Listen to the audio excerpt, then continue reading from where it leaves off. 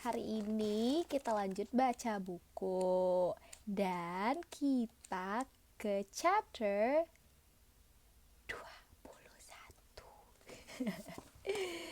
Halaman 83. Langsung aja kita baca. Merek Sushi Brand. Menjadi pemasok hasil laut yang sukses sudah dicapainya. Mempunyai restoran juga sudah. Kini, Susi bertekad dapat mengekspor hasil tangkapannya sendiri. Tren dunia perikanan berubah tergantung nilainya. Dari ikan asin, ikan kalengan, kemudian berkembang lagi menjadi ikan beku. Ketika Susi awal mengekspor ikan beku sekitar tahun 1995-an, dia menyewa pabrik pertamanya di Sukabumi. Letaknya lumayan jauh karena di Pangandaran tidak ada pabrik. Hingga kemudian, ada rekan dari Jepang dan Korea yang berjanji menjalin kerjasama dengannya. Berbekal belajar langsung dari pabrik yang selama ini menerima pasokan ikannya, Susi mulai merintis pabrik pengolahan ikan sendiri. Tahun 1996, Susi menggunakan pekarangan samping rumahnya untuk membangun pabrik pengolahan ikan.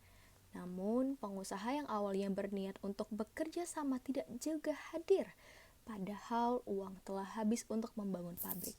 Akhirnya, Susi kembali menjadi pemain lokal dalam dunia perikanan. Wah, dia PHP-in guys. Sekitar setahun lamanya, tidak ada ikan yang diekspor. Walaupun uang dan modal habis, pabrik yang didirikan Susi berhasil dibangun. Yeay, pucuk dicinta, ulang pun tiba. Tanpa diduga, ada pengusaha Jepang yang mencari lobster dan tertarik dengan hasil laut milik Susi. Sangat disayangkan, saat itu modal sudah habis, jadi pesanan pengusaha Jepang tidak mungkin dapat dipenuhi. Bisnis perikanan Susi bangkit ketika ada pengusaha Jepang yang ingin membeku red clause atau pembayaran di muka. Uang sebesar $270.000 dari pengusaha Jepang digunakannya untuk memulai usahanya kembali. $270.000 itu berapa ya berarti? Banyak bedah. Akhirnya tanggal 13 Agustus 1997, Susi dapat mengekspor hasil lautnya. Ini adalah ekspor perdana Susi dari pabriknya di Pangandaran. Pabrik sengaja didirikan di Pangandaran yang dekat dengan daerah penangkapan agar semua ikannya segar. Hasilnya pun luar biasa. Pada tahun yang sama, Susi berhasil menjadi bakul ikan yang dapat mengekspor lobster beku ke Jepang dengan label Sushi Brand. Pabrik pengolahan ikan yang dibangun Susi dapat dirasakan manfaatnya oleh penduduk sekitar. Lapangan pekerjaan baru bagi warga Pangandaran terbuka lebar. Banyak pekerjaan yang bisa dilakukan warga di pabrik, salah satunya menyiangi ikan. Tidak ada sampah produk dalam pabrik milik Susi. Bagian daging akan dibuat fillet atau diolah menjadi bakso ikan, sedangkan limbahnya berupa tulang dan isi perut ikan dipisahkan untuk makan ternak di kebunnya. Yeay, nggak ada sampah! Semua proses pengolahan ikan di pabrik Susi dilakukan dengan aturan yang ketat, seperti tidak menggunakan pengawet dan bahan kimia, serta menerapkan standar internasional. Hal ini sengaja dilakukan agar produk-produknya dapat menembus pangsa pasar global. Bahkan, untuk pendingin, pabriknya sengaja tidak menggunakan freon, tetapi menggunakan amonia. Amonia apaan ya? Nggak tahu deh, kayaknya anak kimia deh yang ngerti sama amonia. Gue ngertinya sama Ekamania. Aduh, nggak kena deh jokes gue. Susi tidak pernah lupa kunci bisnis ikan, yaitu ikan harus segar. Kesegaran ikan sangat penting dalam bisnis produk laut. Makin segar ikan yang diterima pembeli, makin mahal pula harganya. Value seafood memiliki tingkatan masing-masing. Harga termahal yang biasa digunakan untuk membuat sashimi fresh. Dalam waktu 24 jam, ikan harus sampai kepada pelanggan.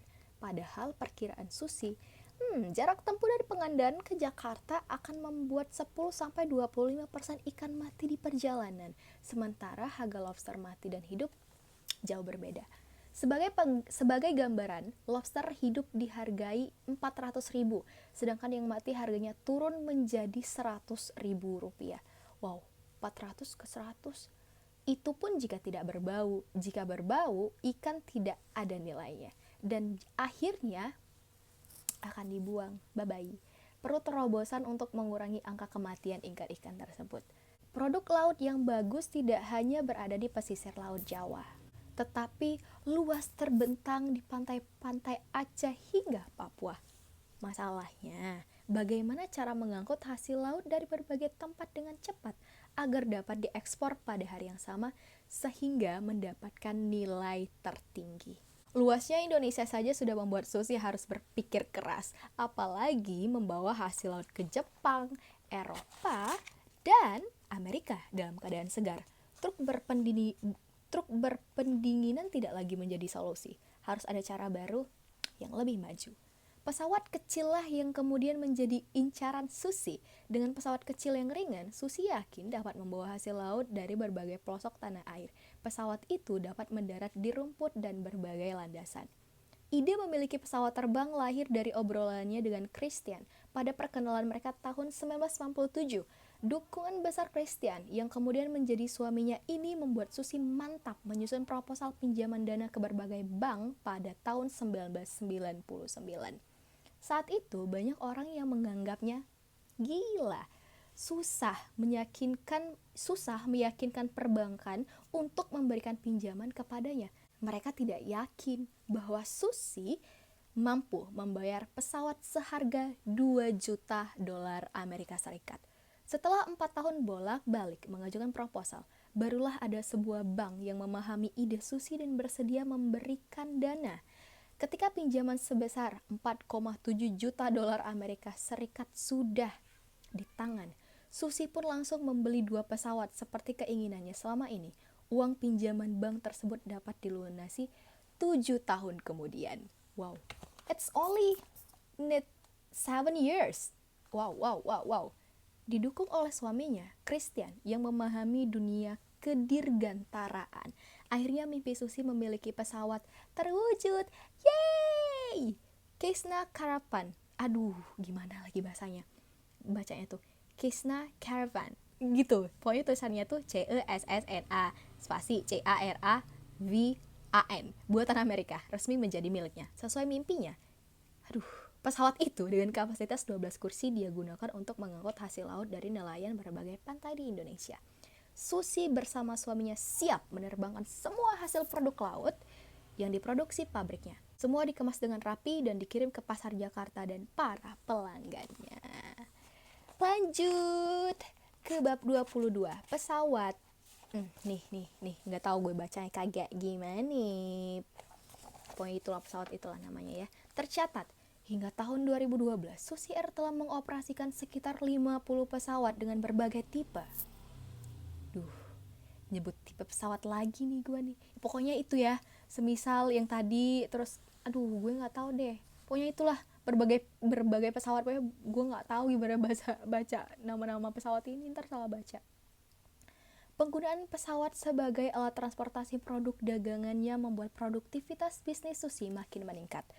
Melimpahnya stok lobster, ikan, dan hasil laut lainnya membuat ia dapat mengirimkan produk dagangannya setiap hari ke Jakarta atau wilayah lainnya tanpa khawatir akan adanya penurunan kualitas produk, apalagi sampai mati atau membusuk. Jadi tangkap ikan hari ini, sorenya sudah bisa dibawa ke Jakarta. Kan cuma sejam, tegas ibu 3 anak dan 1 cucu tersebut. Lanjut. Dengan terobosan ini, Susi dapat menjual produknya dengan harga lebih tinggi karena kualitas ikan segar yang dijualnya sangat prima. Alhasil keuntungan yang didapat pun semakin besar. Selain itu, Susi juga dapat langsung bertemu dengan para pembeli dari luar negeri dan memasok langsung kebutuhan mereka dengan kualitas produk yang paling baik. Hal ini tentu saja berdampak positif bagi perkembangan bisnis Susi. Jaringan Susi yang dipimpinnya makin luas dan namanya kian berkibar dan diperhitungkan di level bisnis nasional. Namun, terobosan ini tak dilakukan Susi dengan mudah. Ia harus berjuang cukup keras dan lama untuk mewujudkannya. Ide mengangkut hasil produk dengan pesawat mengharuskan ia membeli pesawat angkutnya sendiri, sebab saat itu tak ada rute penerbangan Pangandaran Jakarta. Tentu itu bukanlah hal mudah. Susi harus mencari bank yang bersedia meminjamkan uang untuk membeli pesawat berharga miliaran rupiah. Belum lagi soal landasan yang dibutuhkannya. Artinya, ia membutuhkan dana yang tak sedikit. Kami mulai bersinggungan dengan dunia penerbangan tahun 2000, tapi nggak laku. Kami diketawain oleh orang bank yang dianggap gila. Mau beli pesawat 2 juta US dollar, bagaimana hanya dengan ikan dan udang bisa bayar? Ujar Susi menirukan ledekan yang diterimanya. Namun, Susi tak patah arang. Ia mencoba dan terus mencoba hingga akhirnya pada tahun 2004, Bank Mandiri memberinya kepercayaan dengan memberi pinjaman sebesar 4,7 juta US dollar atau sekitar 47 miliar rupiah saat itu untuk membangun landasan serta membeli 2 pesawat. Untuk pesawatnya ini, ia memberi nama Susi Air sebagai call sign-nya. Pesawat inilah yang kemudian menjadi pesawat yang pertama kali mendarat di bumi Serambi Mekah pasca bencana tsunami di wilayah itu pada tahun 2004. Tanggal 27 kami berangkat 1 pesawat untuk bantu. Itu jadi pesawat pertama yang mendarat di Meulaboh. Tanggal 28 kami masuk 1 lagi, kami bawa beras, mie instan, air, dan tenda-tenda. Ungkapnya. Mulanya, Susi hanya berniat membantu distribusi bantuan bagi korban gempa dan tsunami di Aceh berupa bahan kebutuhan pokok secara gratis selama 2 minggu. Namun, saat pesawatnya dititipkan di Medan selama proses distribusi bantuan dan pemulihan di Aceh, banyak relawan dan lembaga non-pemerintah yang membutuhkan jasa Susi Air. Mereka pun akhirnya menyewa pesawat milik Susi tersebut. Mereka mau bayar sewa pesawat kami, 1,5 tahun kami kerja di sana. Dari situ, Susi Air bisa beli 1 pesawat lagi. Jelasnya. Dari pengalamannya, selama menangani Aceh, itulah tuh guys, niat Bu Susi tuh awalnya cuma mau distribusi barang ya kan. Baik banget gitu loh kan niatnya. Tiba-tiba yang tadinya nggak kepikiran kan mau tuh pesawat disewain, ternyata ada yang mau nyewain tuh. Kalau misalnya kita mau ada niatan baik tuh pasti ada aja jalan baik lagi dari Tuhan. Makanya kita terus be nice, jangan suka ngeklip project orang, jangan suka jadi paranormal dadakan gitu. Dari pengalamannya selama menangani Aceh itulah ide bisnis pesawat charteran pesawat charteran bagi penumpang dengan rute domestik wilayah muncul. Padahal tadinya Susi hanya menjadikan pesawatnya itu sebagai pesawat kargo. Kondisi bisnis ikan serta hasil laut lainnya yang sempat mengalami penurunan pasca tsunami di Aceh juga memperkuat alasan Susi untuk menambah bisnis angkutan udara. Disinilah ketajaman insting berbisnis Susi diuji. Akhirnya ia memutuskan untuk berbisnis total di bidang jasa angkutan udara dengan bendera Susi Air. Kisah Susi Air pun dimulai. Berkat keberanian dan kepedulian Susi saat itu, terbuka gerbang bisnis pesawat charteran yang kini ia geluti dan membuat namanya kian santer di seantero Nusantara. Terbukti, bisnis sewa pesawat Susi kian melejit. Jumlah pesawat yang dimilikinya pun kian bertambah. Sejak berdiri pada tahun 2005 hingga tahun 2012, Susi Air telah memiliki sekitar 113 destinasi dan 160 rute. Total pesawatnya sendiri yaitu 50 pesawat dengan berbagai tipe. Ya, itu pokoknya tipenya. Susah bet nyebutnya guys. Seperti yang telah dikisahkan pada bab awal, Susi kecil selalu bermimpi mempunyai montor mabur atau pesawat terbang. Kini, mimpi itu berhasil diwujudkan. Selamat Bu. Susi mempunyai banyak pesawat terbang miliknya sendiri untuk berdagang ikan. Pesawat-pesawatnya pun terbang ke seluruh pelosok pesisir Indonesia untuk membeli beragam jenis ikan yang kemudian dibawa ke pasar manapun di penjuru negeri. Namun, dunia bisnis tidak selalu mulus. Ada kalanya harus menghadapi ujian, begitu juga halnya dengan Susi Air. Pada 25 April 2012, pesawat Susi Air hilang kontak saat melintasi perbatasan Kutai Kartanegara dan Kutai Barat. Pesawat kemudian ditemukan di bibir jurang Desa Ritan, Kutai Kartanegara, Kalimantan Timur dengan 2 awak di dalamnya sudah kondisi tewas. Ini merupakan kali ketiga armada Susi Air mengalami musibah. Sebelumnya pesawat mereka 2 kali jatuh di Papua. Peristiwa nahas tersebut terjadi pada 9 September dan 23 November 2011.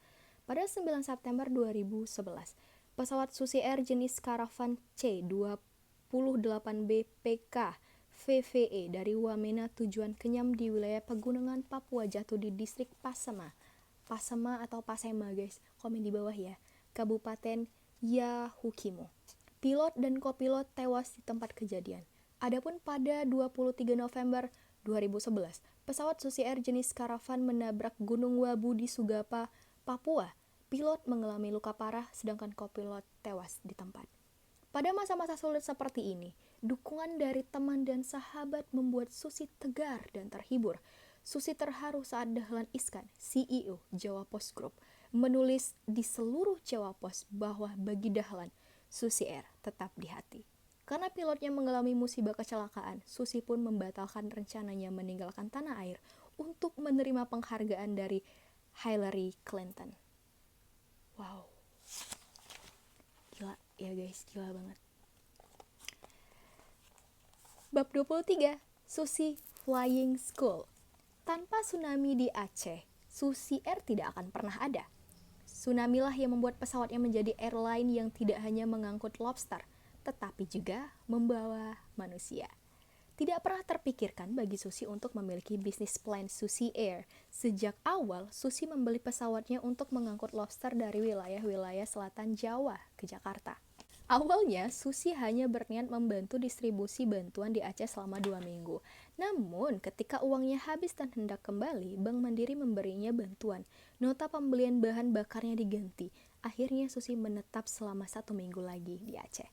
Ternyata saat akan pulang ke Pangandaran, banyak lembaga non-pemerintah yang memintanya untuk turut berpartisipasi dalam perbaikan Aceh.